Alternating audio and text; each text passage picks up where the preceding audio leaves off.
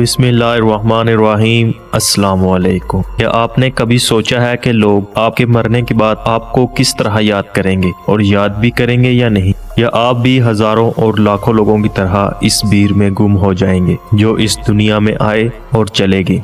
जिंदगी सिर्फ एक बार मिलती है और वो भी बहुत मुख्तसर और नाकाबिले इतबार। जिंदगी का हर वर्क अनमोल और इसका हर सफ़ा बहुत कीमती होता है। जो लम्हा गुजर गया वो वापस आने वाला नहीं और जो आया नहीं उसको कोई रोक नहीं सकता। इस माजी और मुस्तकबिल के दरमियान एक हाल है, इसका सही इस्तेमाल आपकी जिंदगी की काया पलट सकता है। जिसने भी इसकी अहमियत और हकीकत को जाना उसके कदमों में दौलत, शोहरत और इज्जत आ गिरी, और जिसने भी इसे पहचानने से इनकार कर दिया तो नाकामी उसका मुकद्दर बनी। इस दुनिया में तीन किस्म के लोग पाए जाते हैं। एक वो जो कुछ कर दिखाते हैं, जबकि दूसरे वो जो किसी को कुछ करता देखकर दंग रह जाते हैं, और तीसरे वो जिसको कुछ पता ही नहीं होता कि क्या हुआ। इंसान के लिए कुदरत का सबसे अजीम तोहफा ये है कि वो अपनी जिंदगी को जैसी चाहे गुजारे, इसका उसे इख्तियार है। हर इंसान अपनी जिंदगी की कलम का खुद ही डायरेक्टर और राइटर होता है,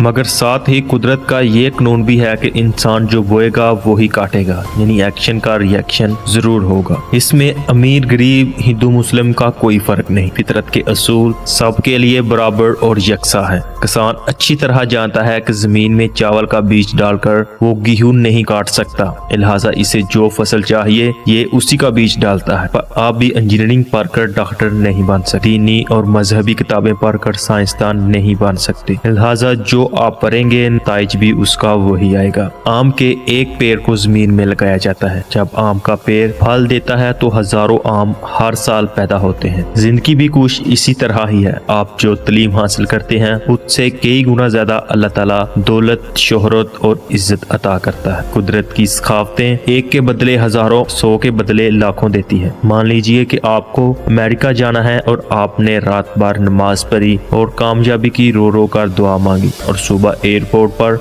पहुंचे और लंदन की फ्लाइट पर बैठ गए, तो क्या आप अमेरिका पहुंचेंगे या लंदन? ऐसा हरगिज़ नहीं कि आप अमेरिका पहुंचे। इसी तरह जिंदगी में कामयाबी हासिल करने के लिए जो असूल बनाए गए हैं उन पर कोई भी अमल करेगा, ख्वाह वो जालिम हो, मुशरिक हो या काफिर, वो कामयाब जरूर होगा। गौर करने की बात है कि अगर जिंदगी में दौलत और शोहरत इबादत से मिला करती तो मस्जिदों के इमाम, ईसाइयों के पादरी और मंदिरों के पुजारी सबसे ज्यादा अमीर, खुशहाल और कामयाब होते। अगर दुनिया की कामयाबी पूजा पाठ, बाइबल और कुरान की तिलावत करने और मस्जिद और मंदिरों का चक्कर लगाने पर मुनहसर होती तो आज दुनिया के अमीर तरीन लोग किसी न किसी इबादतगाह के सामने खड़े नजर आते। जिस तरह रूहानी तरक्की और मिराज के अपने असूल और तरीके हैं, इसी तरह दुनियावी तरक्की के भी नुमाया फितरी असूल है, जिनको इख्तियार करना कामयाबी और कामरानी की जमानत है। अगर वीडियो अच्छी लगे तो चैनल को जरूर सब्सक्राइब